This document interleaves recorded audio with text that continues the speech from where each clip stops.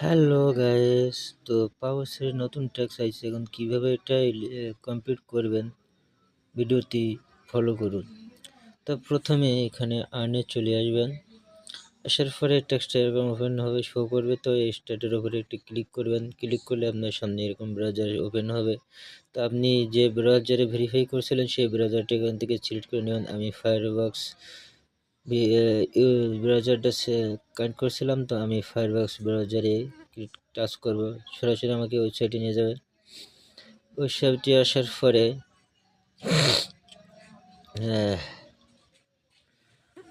আসার পরে এখানে থ্রি ডটের উপরে একটু ক্লিক করবেন। ক্লিক করার পর এখানে যে ক্লেম বাটন একটি ক্লিক করবেন। ক্লিক করার পর উপরে এই যে লোগোটা পাওয়াছে, যে লোগোটার উপর কয়েকবার এরকম টাচ করবেন। টাচ করার পরে ওখান থেকে মিনিমাইজ করে আবার অ্যাপে চলে আসবেন।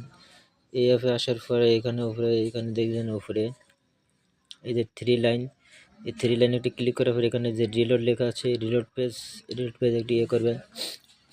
রিলোড পেজে ক্লিক করার পর সরাসরি আবার একটি নতুন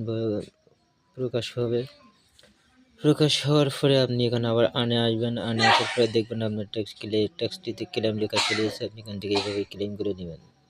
ধন্যবাদ সবাইকে।